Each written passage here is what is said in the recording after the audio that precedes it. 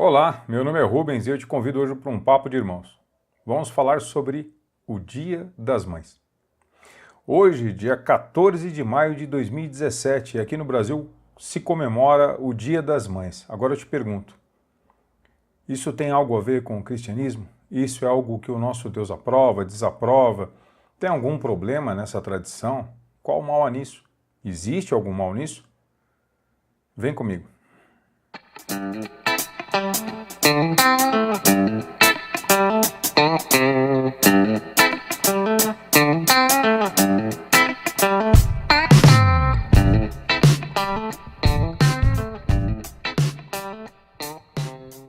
Bom, a respeito do Dia das Mães, eu vou deixar que alguém com mais conhecimento que eu fale.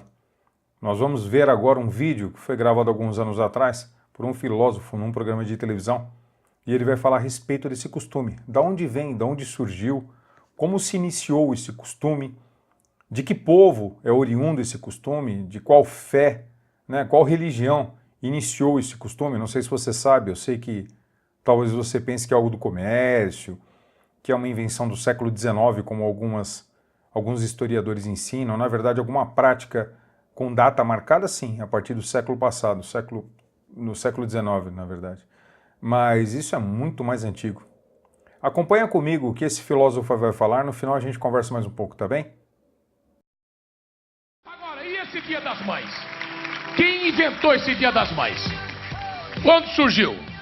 O nosso filósofo, escritor, educador, Mário Sérgio Cortella veio aqui para explicar da onde surgiu o Dia das Mães. Vocês acham que faz pouco tempo ou muito tempo? Muito? É?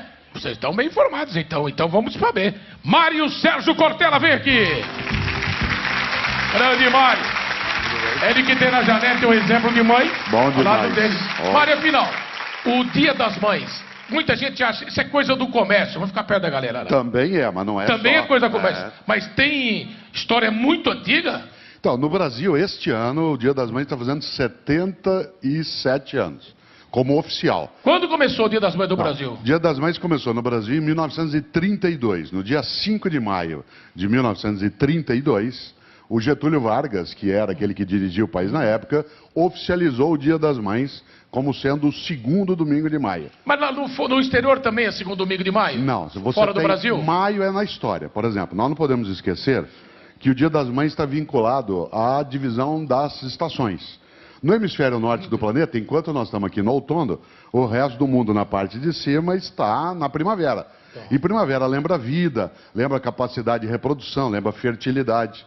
Então a ideia de homenagear as mães no mês de maio, isto é, na época da primavera forte, ela acontece há mais de 3.500 anos.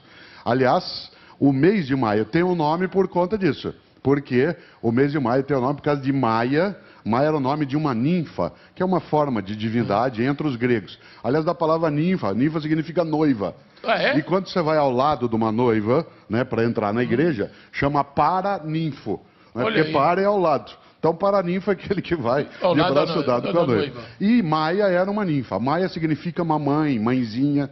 E é por isso Mas não que tem ele dá nada a ver nome. com casamento em maio, isso aí. Tem bastante a Também, ver. também. Porque, claro, na parte norte do planeta, na primavera, a gente tinha todas as vezes muitas flores, muita vida, guirlandas, e aí se trabalhou a ideia de que o mês da fertilidade era para homenagear as mães. E os gregos faziam, além de dar o nome de Maia, os romanos também tiveram uma divindade chamada Maia, mas ela veio dos gregos. Os gregos tinham uma deusa que era considerada a mãe de todos os deuses, cujo nome era Reia, ou Rea. Ela era casada com Cronos.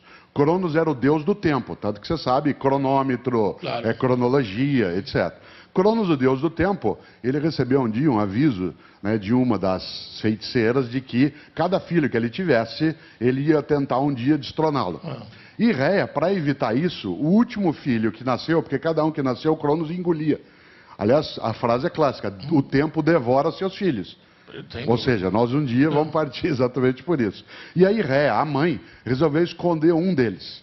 E esse que ela escondeu, né, é aquele que mais tarde vai também ser chamado de Hermes. E Zeus, um dia, filho de Cronos, domina e passa a ser ele o principal dos deuses. Nessa história, a homenagem à deusa Ré era feita no mês de maio. Quer dizer que vem desde a Grécia essa questão de homenagear a mãe. Sim, bastante. Depois passou para os romanos, no século III a.C., isto é, há 2.300 anos, porque eles têm uma deusa que é chamada de mãe de todos os seres, que é Cibele. Então você tinha entre os gregos a Ré e entre os romanos a Cibele. E aí você tem essa história. A questão é que os cristãos, o cristianismo, quando nasce, há quase 2.000 anos, ele começa a entrar no mundo romano. E ao entrar no mundo romano, como o povo já cultuava a primavera em maio, a deusa da fertilidade em maio, já fazia homenagem a Cibele ou a Ré, o cristianismo começou a tratar o mês de maio como o mês das mães, das mulheres ou das ninfas, das noivas. E isso veio na história. A igreja... Bom, como você já percebeu claramente por este pequeno vídeo, esse costume não tem nada a ver com o Deus verdadeiro, esse costume não tem nada a ver com a igreja verdadeira. Esse é um costume pagão, que era dedicado a deuses estranhos. E as pessoas, infelizmente, começaram a transferir essa adoração feita a deusas, mães, vamos dizer assim, às próprias mães. E isso começou a se tornar parte do dia a dia das pessoas. E as pessoas, infelizmente, transferiram a adoração para as mães. Nós só podemos adorar a Deus. Só Deus é digno de adoração.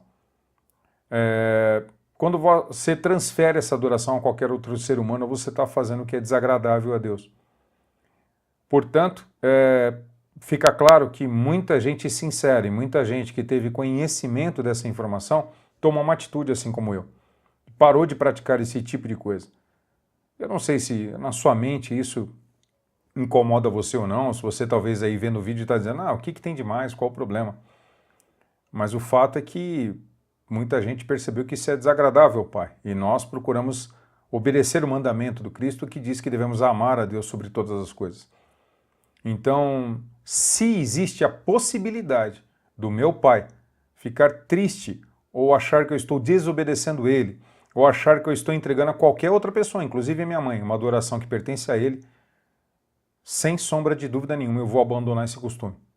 E pensa comigo, se você tivesse lá naquela época, no meio da igreja, há 2.000 anos atrás, e você recebesse a visita de Tiago, de João e de Pedro, e tivesse no meio de uma comemoração dessa, a respeito dessas deusas, a respeito da sua própria mãe, e eles chegassem na sua casa e perguntassem, mas que festividade é essa, irmão?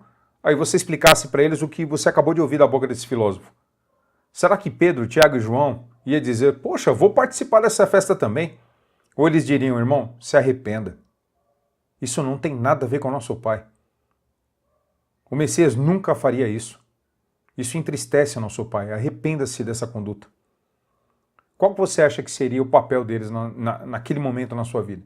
Seria de exortar você a continuar fazendo aquilo? Ou seria te dizer que você deveria se arrepender daquilo? Faça esse exercício. Veja que o Deus, que o nosso verdadeiro Deus, o único Deus, ele sempre foi contrário a todo tipo de prática pagã que existia dos povos ao redor dos israelenses. Aliás, isso era grande motivo de ira de Deus sobre eles. Você vai correr esse risco? Você não ama a Deus mais do que a sua própria mãe? Você não ama a Deus mais do que a si mesmo? Pense nisso. E eu vou ler um texto aqui agora. Josué, no capítulo 24, tem o seguinte texto. Agora, pois, temei ao Senhor e servi-o com sinceridade e com verdade. E deitai fora os deuses aos quais serviram vossos pais além do rio e no Egito, e servi ao Senhor. Porém, se vos parece mal aos vossos olhos servir ao Senhor, escolhei hoje a quem servais, se aos deuses a quem serviram vossos pais, que estavam além do rio, ou aos deuses dos amorreus, em cuja terra habitais. Porém, eu e minha casa serviremos ao Senhor. Eu tomo para mim as palavras de Josué. Então respondeu o povo, preste atenção, e disse, nunca nos aconteça que deixemos o Senhor para servirmos a outros deuses, porque o Senhor é o nosso Deus. Ele é o que nos fez subir, a nós e aos nossos pais, da terra do Egito, da casa da servidão, o que tem feito estes grandes sinais aos nossos olhos e nos guardou por todo o caminho que andamos e entre todos os povos pelo meio dos quais passamos. E o Senhor expulsou de diante de nós a todos esses povos, até ao amorreu, morador da terra. Também nós serviremos ao Senhor, porquanto é nosso Deus. Então Josué disse ao povo: não podereis servir ao Senhor, porque é Deus santo, é Deus zeloso, que não perdoará a vossa transgressão nem vossos pecados. Se deixardes ao Senhor e servirdes a deuses estranhos, então ele se tornará e vos fará mal, e vos consumirá depois de vos ter feito bem. Então disse o povo a Josué: não, antes serviremos ao Senhor. São só algumas palavras. Isso é um exemplo de como era a tratativa entre o pai e o povo escolhido antes da igreja do Messias surgir e qual era o relacionamento que ele tinha com esses povos, com este povo, aliás. E Deus não muda, Deus é o mesmo. Pegue esse vídeo, medite sobre ele, estude sobre o assunto, se informe, verifique se isso que você tem feito é ou não agradável ao seu pai. Se você o ama acima de tudo, e isso lhe pesar a consciência, abandone. Se sua família não gostar disso, sinto muito. Jesus não veio trazer paz, ele veio trazer espada. Tá bem? Só uma palavra para você. Medite sobre isso. Paz à sua casa, paz do Senhor, não a paz do mundo. O mundo odiará você. Até o próximo Papo de Irmãos. Se inscreva aí, entre em contato com a gente. Abraço.